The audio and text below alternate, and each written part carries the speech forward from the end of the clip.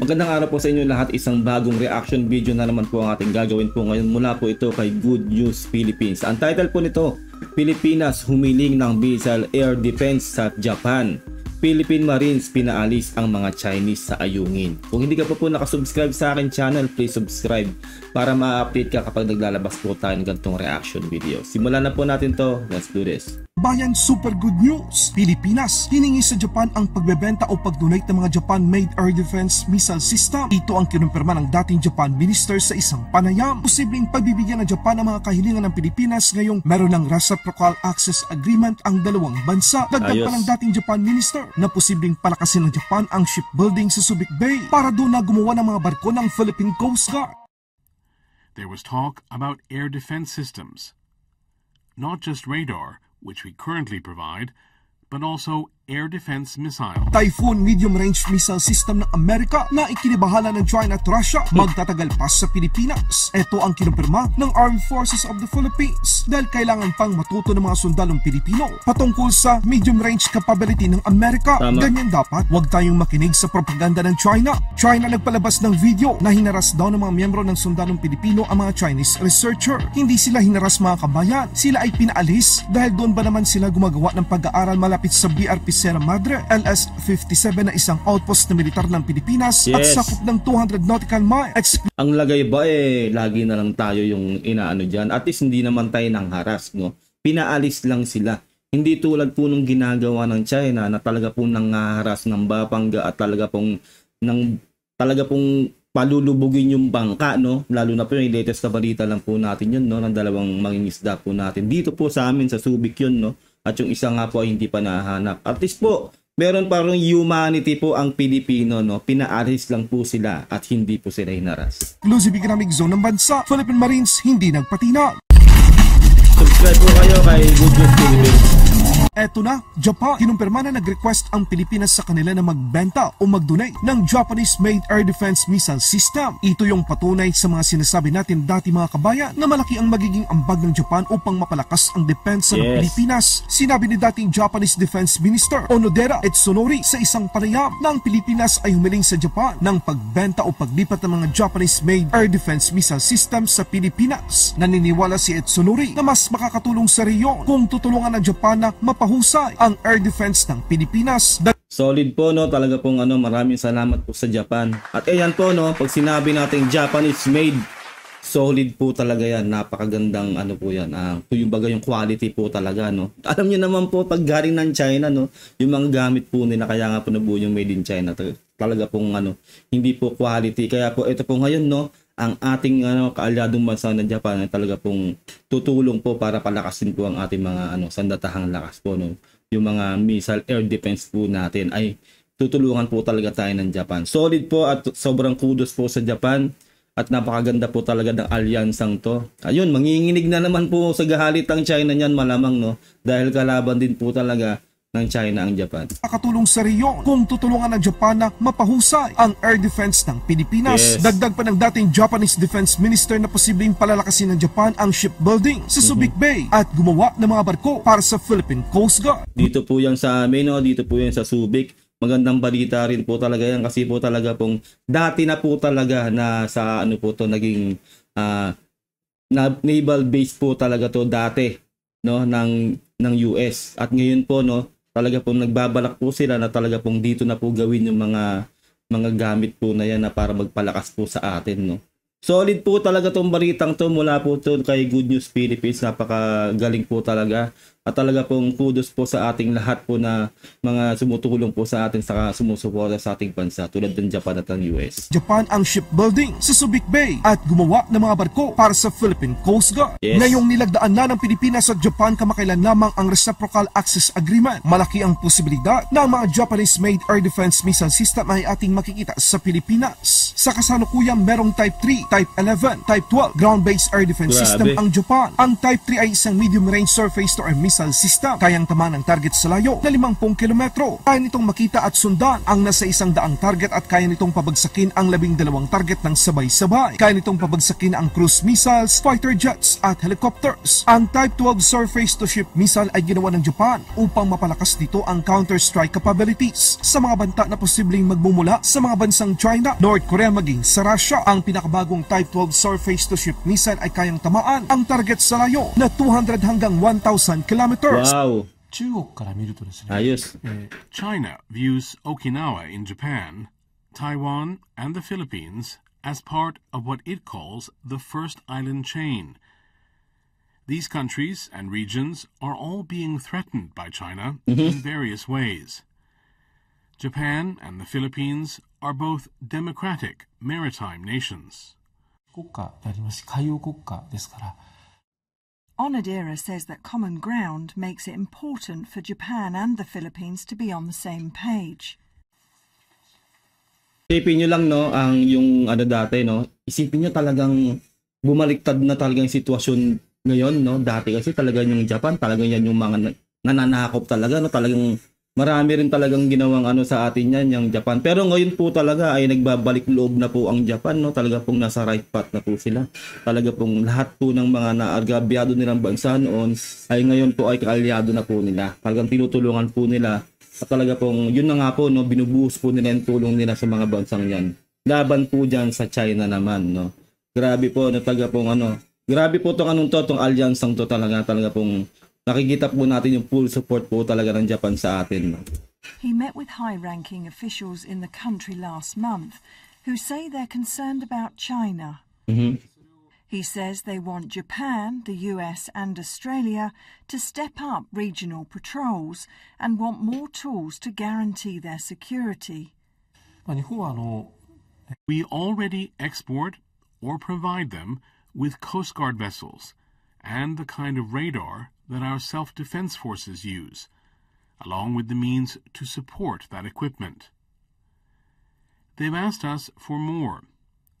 There was talk about air defense systems, not just radar, which we currently provide, but also air defense missiles. やはり対空のミサイルとかですね。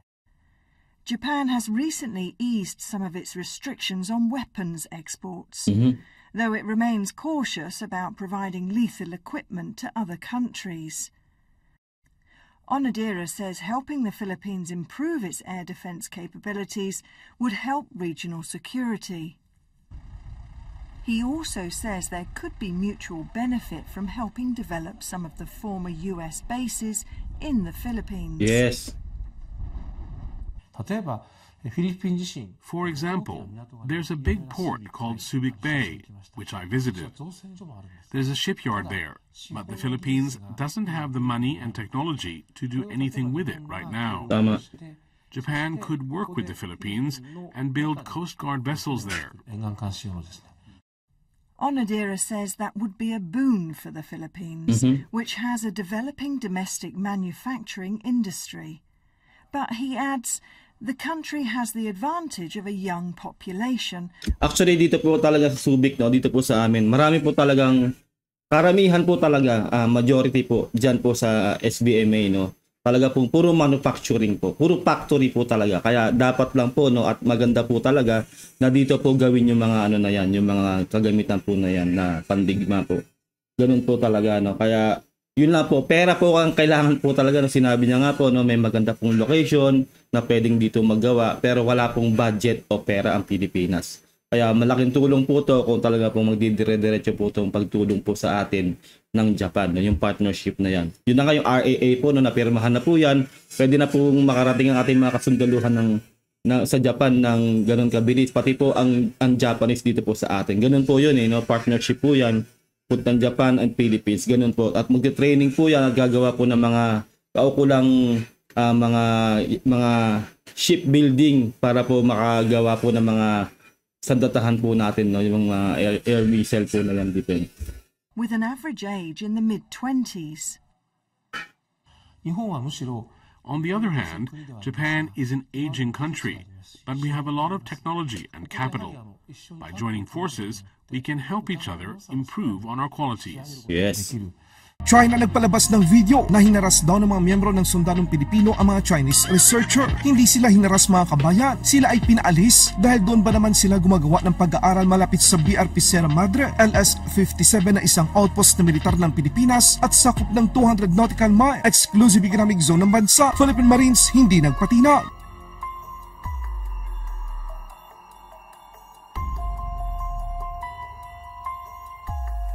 Ito talaga tong China talaga na to, no, lahat na lang gagawin nila para magmukha tayong masama, no, sa media. Pero hindi naman na po naniniwala talaga yung mundo sa kanila dahil sila po talaga ang nangaharas po dyan sa West Philippines. Isipin nyo, no, karapatan po talaga natin na itaboy po sila kasi nasa EEZ po natin yan, no. Isipin nyo, ang dami-daming lugar dyan sa West Philippines, ang lawak-lawak, bakit dyan sila gumagawa ng kanilang aktibidades, no. Dapat lang po yan, pero po, di ba, humanity pa rin, no? Nandoon pa rin po yung hindi po tayo nang haras, no? Pinaalis lang po sila. Karapatan po natin yun. Talaga pong gagawa at gagawa po talaga ng butas po talaga ang China sa atin. Kahit ano pong gawin po natin maganda, ay talaga pong gagawa ng ganyan po ang China.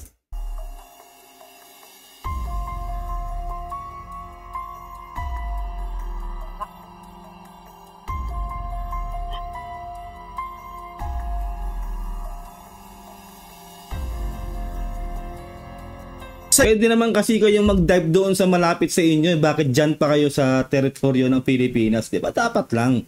Hindi naman laging kayo lang. No? Actually, kayo nga nantataboy kayo sa mismong teritoryo ng Pilipinas. Kayo nga yung trespassing o tutuusin. Pinagbibigyan lang nga kayo halos. Naging maximum tolerance na nga dati. Diba? May nasaktan na, may naputulan na ng daliri. Ngayon po, hindi na po uubra yun. Wala na po maximum tolerance. At kayo yung nasa teritoryo ng Pilipinas, kaya dapat lang napalayasin kayo dyan. Real talk.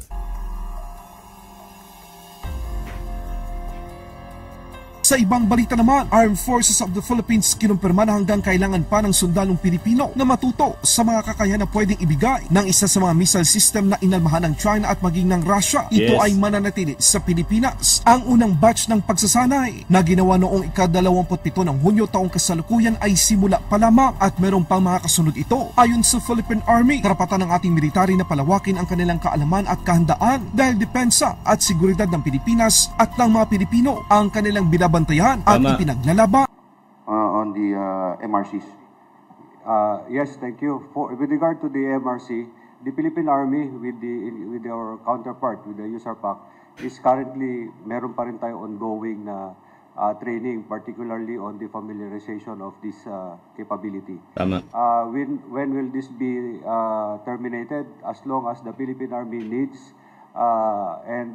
needs that assist that we need to further enhance our training, familiarization with this capability, we will ensure na tuloy-tuloy pa rin yung training natin.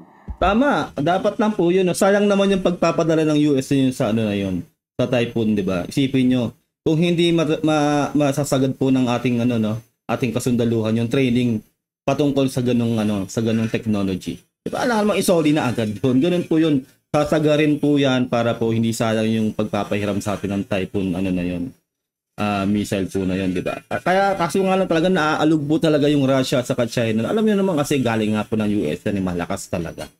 Kaya ang ayaw talaga ng China na magkaroon tayo ng knowledge, no, sa mga ganyang bagay. Gusto nila ma-left behind talaga tayo. Hindi naman po pwede yun sa ating Pangulong Bongbong Marcos. Siyempre po ngayon talaga ay nagte-training po talaga ating kasundaluhan, talaga po yung mga advanced technology ay pinag-aaralan po talaga natin. At syempre po, sa tulong po ng mga kaalyado nating bansa tulad ng US at ng Japan, ngayon po ay talaga pong ma-enhance na po ang knowledge po ng ating mga kasundaluhan sa mga technology ganyan. Kinakailangan pa rin kasi natin na not only, kumbaga, hindi lang naman siya one-time training. Tama. No? Hindi lang iisang unit yung tinitrain natin, but the whole yung land-based training unit natin. Yes. Land-based missile training na unit natin. So tuloy-tuloy pa rin 'yon. Just last June 27, we have only trained 35 personnel. The next iteration will be training the other members of the Army Artillery Regiment. Ayun lang po, no, ate po nagawa ng reaction video. Napakagandang video na to ni Good News Philippines. Ilalagay ko na lang po sa description ang link ng kanyang video para makapag-subscribe po kayo sa kanyang channel. At syempre, huwag niyo po sanang kalimutan na mag-subscribe sa akin channel para ma-update din kayo kapag naglalabas ako nito reaction video. Comment nyo na lang po sa baba kung ano po sa loobin nyo sa napanood yung video. Maraming po salamat. Until next time, God bless and peace out. Bye.